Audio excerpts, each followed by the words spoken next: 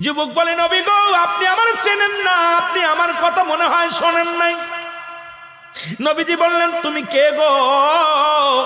যুবক বলি, ইয়া রাসূলুল্লাহ, ইয়া হাবিবাল্লাহ, আপনি কি জানেন না মক্কা মদিনার জমিনে যত কবর দেয়া হয়, এই কবর থেকে লাশ কাপনের কাপড় চুরি হয়ে যায়। নবী গো, আপনি কি জানেন না? নবী কয়, হ্যাঁ আমি জানি, কাপনের কাপড় চুরি হয়। এর চাইতে কষ্ট থাকতে পারে? নবী চোখের পানি ছেড়ে বলল, যুবক রে, মানুষ যাবার পরে 3 টুকরা কাপড় মাত্র সঙ্গী।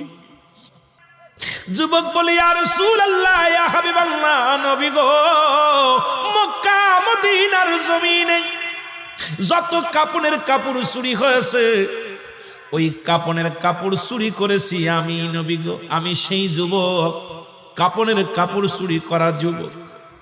আল্লাহু আকবার। আল্লাহর নবী ডাকতে বলে, যুবক রে, ও যুবক, শুনে নাও, তুমি কেমনে কাজটা করলা? তুমি মানুষের কাপনের কাপড় চুরি করলা। এ যুবক, দুনিয়ার মধ্যে কি আর কোনো কাজ পাও নাই? যুবক বলে, ইয়া রাসূলুল্লাহ, ইয়া হাবিবাল্লাহ, নবী গো,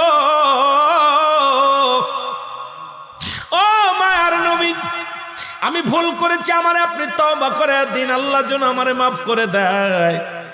যুবক বলে, আল্লাহর নবী বলে, যুবক রে, তুমি তওবা করো, তওবা করলে আল্লাহ মাফ করে দিবে। যুবক বলে, নবী গো,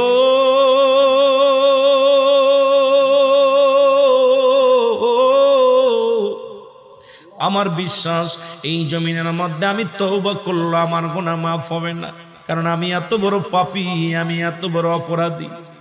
আল্লাহর নবী কয়, যুবক রে, তুমি তওবা করো, তওবা করলে আল্লাহ তোমারে মাফ করে দিবে।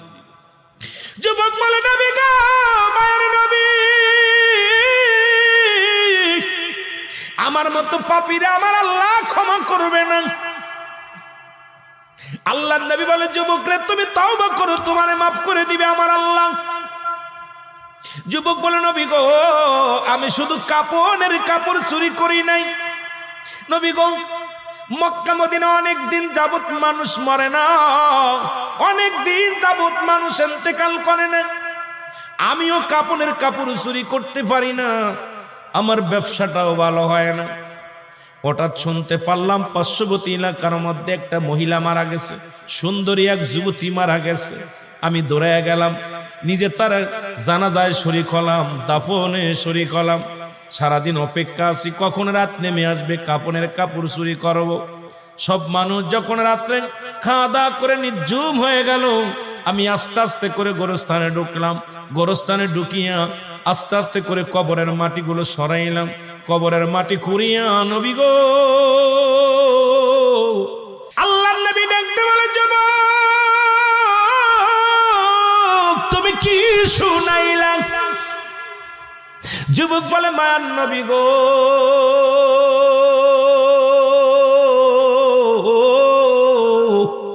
ও মায়ার নবী, যখন আমি, নবী গো, ওই মহিলার সঙ্গে ব্যভিচার করিয়া কাপড় 3টা নিয়ে লাফ মেরে উঠলাম কবর থেকে, এমন সময় একটা আওয়াজ শুনতে পাইলাম, ডাকতে বলে, যুবক রে, আজকে আমি তোরে বাধা দিতে পারলাম না, আজকে তোরে আমি ঠেকাইতে পারলাম না।